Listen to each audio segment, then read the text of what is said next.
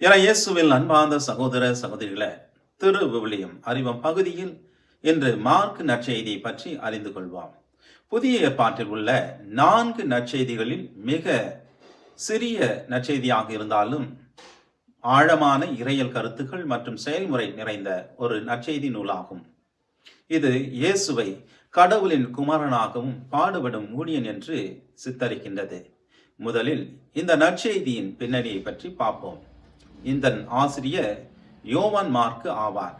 இவர் திருத்தூதர் பவுல் மற்றும் பேதுருவின் சீடராக இருந்து அவர்களுடைய படிப்பினையை அடிப்படையாக கொண்டு இந்த நற்செய்தியை எழுதினார்.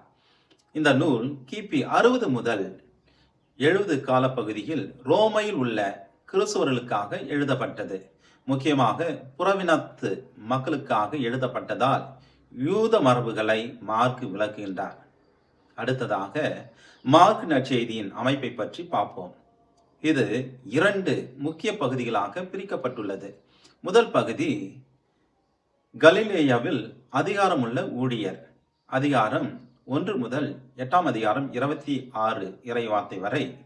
இங்கு இயேசு அற்புதங்களை செய்து பிசாசுகளை துரத்தி அதிகாரத்தோடு போதிக்கின்றார். இந்த பகுதியில் பேதுரு இயேசுவை மெஸ்ஸியா, வாழும் கடவுளின் மகன் என்று அறிக்கையிடுகின்றார். 2ஆம் பகுதி எருசலேமில் பாடுபடும் ஊழியன், 8ஆம் அதிகாரம் இறைவார்த்தை 27 முதல் 16ஆம் அதிகாரம் வரை.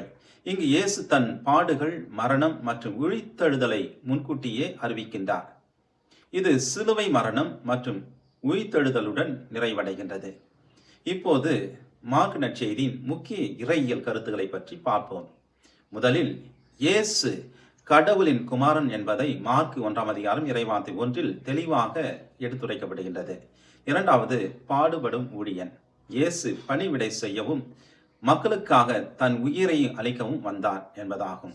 3வது சீடத்துவம் பற்றியது, இயேசுவை பின்பற்றுவோர் தங்கள் சிலுவை சுமந்து அவரை பின்பற்ற வேண்டும் என்பதாகும். 4வது இரகசிய மெஸ்ஸியா, இயேசு தன்னை மெஸ்ஸியா என்று வெளிப்படையாக சில நேரங்களில் கூற வேண்டாம் என்று கூறுகின்றார். ஏனெனில் அது சிலுவைக்கு பிறகு முழுமையாக வெளிப்படுத்த வேண்டும் என்பதற்காக.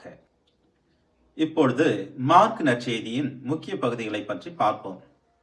மார்க் நற்செய்தி இயேசுவின் பிறப்பை பற்றி கூறாமல் நேரடியாக அவரின் பொது பணியில் இருந்து ஆரம்பிக்கின்றது. மனிதரை பிடிப்பவர் சீடர்களை அழைக்கும் போது அவர்கள் வாழ்க்கையை மாற்றும் அழைப்பை இயேசு தருகின்றார். பாவங்களை மன்னிக்கும் அதிகாரம், இயேசு நோயாளிகளை குணமாக்கி தன்னுடைய தெய்வீக அதிகாரத்தை வெளிப்படுத்துகின்றார். இந்த நற்செய்தியின் முக்கிய வசனமாக தேவகுமாரன் ஊழியம் செய்யவும் அநேகரை மீட்கும் பொருட்டாக தம்முடைய உயிரை கொடுக்கவும் வந்தார் என்பதாகும். இப்பொழுது நடைமுறை பயன்பாட்டை பற்றி பார்ப்போம். மார்க் நற்செய்தி செயல்முறை விசுவாசத்தை நமக்கு கற்றுத்தருகின்றது.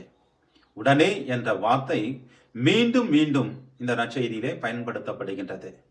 இது நாம் தாமதிக்காமல் கடவுளின் அழைப்புக்கு பதிலளிக்க வேண்டும் என்பதை நமக்கு நினைவூட்டுகின்றது. மேலும் பாடுகளை சந்திக்க தயாராக இருக்க வேண்டும் என்பதையும் கற்றுத்தருகின்றது. இயேசு சிலுவை சுமந்தது போல நாமும் நம்முடைய விசுவாசத்தில் உறுதியாக இருக்க வேண்டும்.